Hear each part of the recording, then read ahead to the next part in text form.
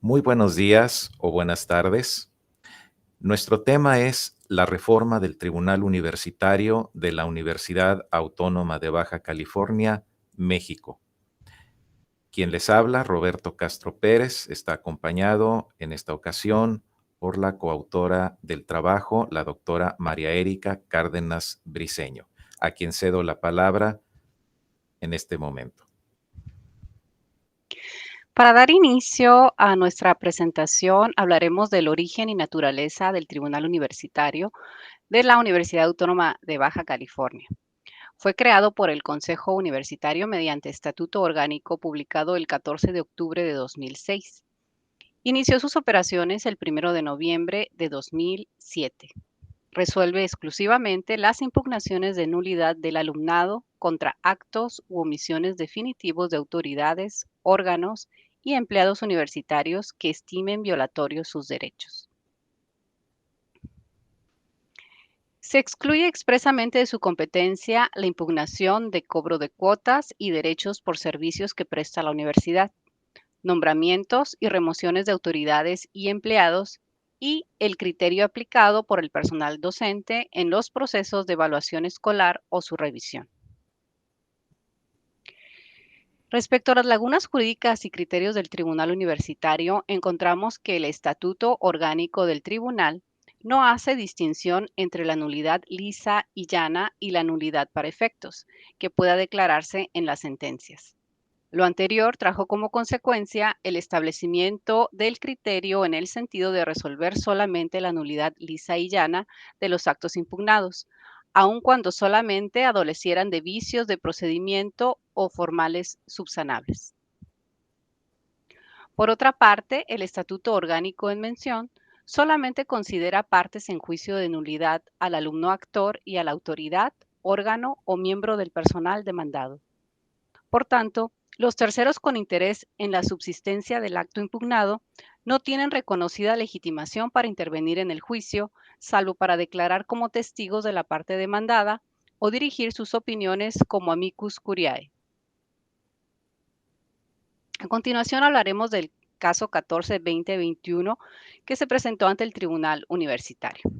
En octubre de 2021, un alumno demandó la nulidad de su expulsión definitiva de la universidad motivada por supuestos actos de acoso sexual en agravio de diversas alumnas. En diciembre de 2021, el Tribunal Universitario resolvió la nulidad lisa y llana del acto impugnado por vicios del procedimiento sancionador, falta de fundamentación de la acusación de origen y condena con base en pruebas allegadas a posteriori sin conocimiento del acusado. Considerando injustamente vulnerada la política institucional de cero tolerancia de la violencia de género, la autoridad demandada manifestó formalmente su inconformidad con el fallo y se abstuvo de cumplirlo voluntariamente, originándose una situación inédita. Por su parte, las alumnas agraviadas recurrieron al juicio de amparo, alegando la inconstitucionalidad del Estatuto Orgánico del Tribunal Universitario y del juicio de nulidad tramitado y resuelto de conformidad con el mismo. En septiembre de 2022, el juez sexto de distrito en el estado de Baja California otorgó a las quejosas el amparo, considerando que el Estatuto Orgánico del Tribunal Universitario, al no permitir la intervención en juicio de las probables víctimas, vulnera el derecho fundamental de audiencia previsto en el artículo 14 constitucional, ordenando en consecuencia se dejara insubsistente el fallo reclamado y se repusiera íntegramente el juicio de nulidad para dar intervención a las quejosas como partes. Muy bien, pues visto este análisis de caso y lo que es la naturaleza del Tribunal Universitario, me permitiré hablar de la necesidad de reforma y de las opciones o alternativas también de reforma. Consideramos en nuestro trabajo que este caso que se acaba de analizar es un parteaguas, es un punto en el cual la historia de la UABC pues toma un nuevo rumbo, concretamente por lo que hace a su tribunal universitario, y que impone la necesidad de resolver dos problemas. El primero es actualizar la normatividad procesal, armonizándola con la Constitución Federal, específicamente en el rubro de los derechos humanos. Y el segundo es minimizar, óptimamente sería eliminar el riesgo de conflictos intrainstitucionales con motivo del entendimiento y aplicación de esta política de cero tolerancia a la violencia de género. La primera opción que consideramos es la reforma del Estatuto Orgánico del Tribunal Universitario, regulando los tipos de nulidad e incorporando la figura del tercero interesado como parte en juicio. La ventaja que tendría sería, en primer lugar, armonizar plenamente la normatividad universitaria con la Constitución Federal e impediría la invalidación lisa y llana de las sanciones sin un análisis de fondo. Las desventajas serían la sucesiva declaración de nulidad para efectos y reposición de los procesos disciplinarios que pues podría alargar estos, lo que en el argot de la abogacía mexicana se denomina efecto ping-pong, con el consiguiente desgaste de recursos y tiempo para las partes involucradas y el mismo tribunal universitario. Tampoco evitaría totalmente los conflictos intrainstitucionales.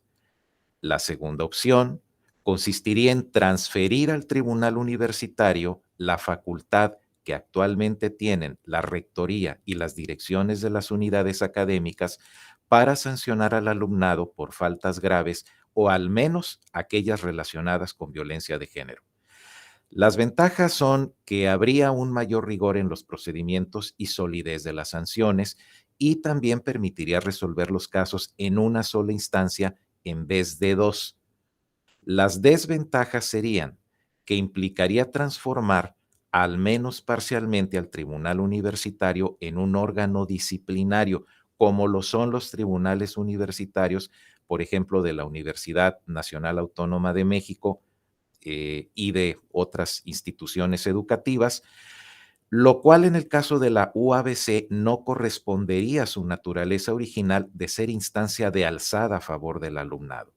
Tampoco evitaría en su totalidad los posibles conflictos intrainstitucionales.